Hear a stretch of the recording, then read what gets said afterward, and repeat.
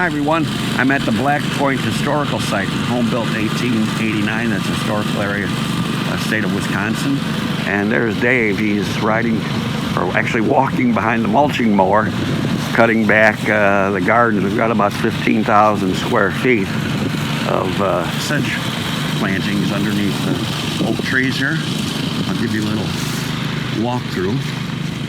And you can see he's mowed quite a bit. So far he's put about 3 hours into walking behind the mower. He figures he's got another 2 hours left. And he's doing a good job. And you can see the leaves, how broken up all the litter is. And everything just stays right here. And the sedges, you're looking at Carex albicans. So we have Carex albicans. See how nice and green it maintains itself through the winter. And in between that is Carex montana and Carex pennsylvanica are the other dominant sedges, with mixtures of others within the community. So I'll walk a little closer. We can get a look at Dave is using a mower called Billy Goat, which unfortunately isn't made anymore. You can get a rider Billy Goat that you can stand on. This one's very handy for small spaces.